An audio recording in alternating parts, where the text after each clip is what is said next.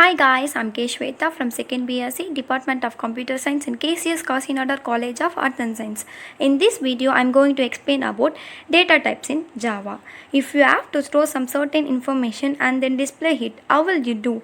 Variable will provide you or locate the piece of memory where it allowed to store your value in that particular piece of memory.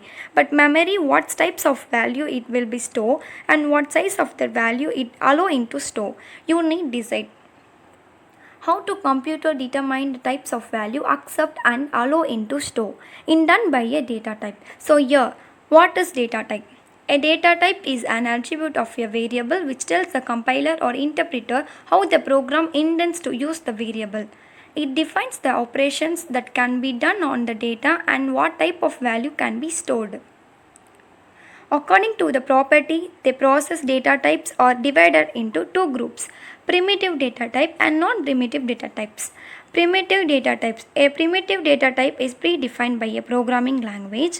The size and types of variable values are specified and it has no additional methods. As well as non-primitive data type. Thus, data types are not actually defined by a programming language but are created by a programmer. They are also called reference variables or object reference since they reference a memory location which stores the data.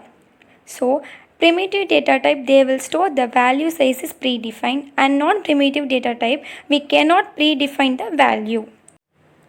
Now let's move further and get into details of primitive data type. Types in Java are classified into four aspects as int, float, character and boolean. But in general there are 8 data types. This is 8 important data types. Int, float, char, boolean, byte, short, long, double.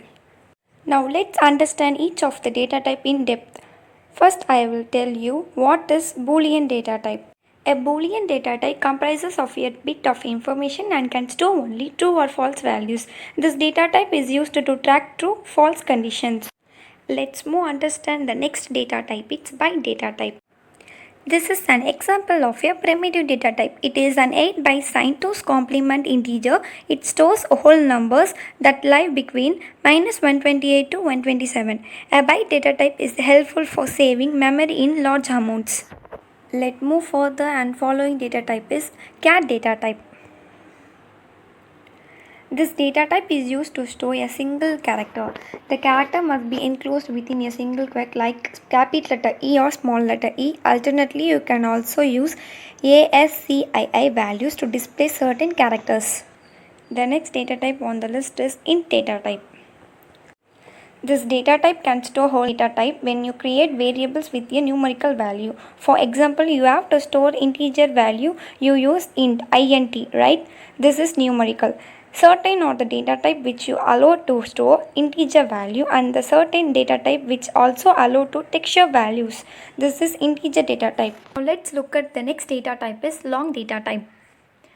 This data type is a 64 by 2's complement integer by default. The size of a long data type is 64 byte and its value ranges from 263 to 263-1. Now let's move and see floating data point. You should use a floating point type whatever you need a number with a decimal such as 8.88 or 3.14515. So this is how you can use the floating data point. Let's see one more floating data type, it's double. The double data type can store fractional numbers from 1.7e minus 3008 to 1.7e plus 308. Note that you should end the value within a D.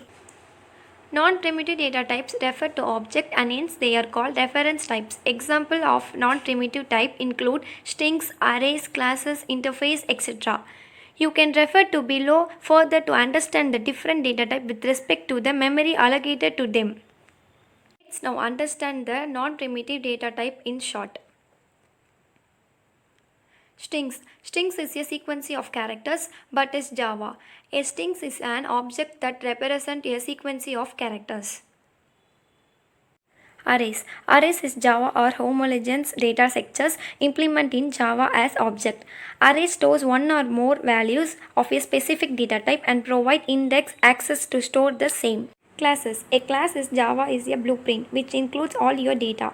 A class contains fields, variables, and methods to describe the behavior of an object. Interface. Like a class, an interface can have methods and variables, but the methods declare in interface or the default abstract. I hope you all understand this topic. Thank you.